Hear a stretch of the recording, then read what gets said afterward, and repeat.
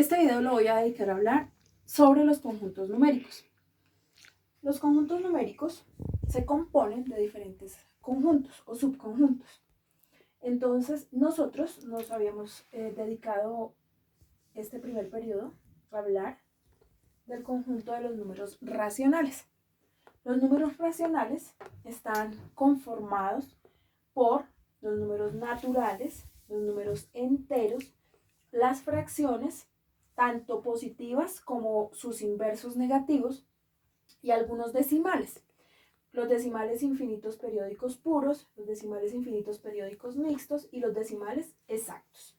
Entonces, ellos son los números racionales. Podríamos decir que ustedes han dedicado toda su vida escolar a estudiar los números racionales hasta el momento, ¿sí? Entonces, primero hablaron de los naturales, aprendieron las operaciones básicas, aprendieron que los naturales son los que van de 0 a la derecha, de 1 en 1, que sirven para contar, que sirven para numerar, para ordenar, y que son positivos.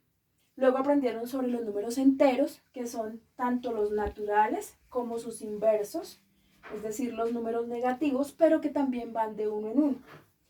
Después aprendieron las fracciones, los inversos de esas fracciones, y además de eso aprendieron que las fracciones se pueden convertir en números decimales y que cuando uno hace la división del numerador entre el denominador, esa fracción se convierte en un decimal que puede ser periódico puro, periódico mixto o exacto. Es decir, una fracción corresponde a uno de estos tres tipos de decimal. Esos son los números racionales. Entonces, ahora estamos iniciando el estudio de los números irracionales.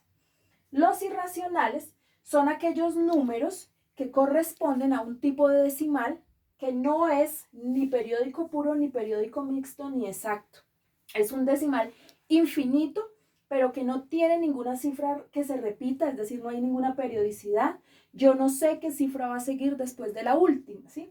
Entonces, esos números irracionales se pueden obtener de dos maneras, básicamente. Entonces, el primer tipo de irracional son las raíces no exactas. Entonces, las raíces no exactas son decimales infinitos no periódicos, o sea, números irracionales.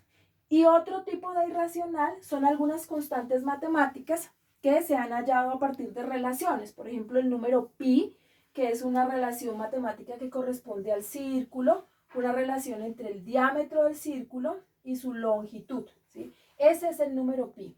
También está el número e, también está la constante phi o el número de oro y otras constantes matemáticas que los matemáticos han determinado a partir de relaciones, como les digo. Entonces, los números irracionales son esos.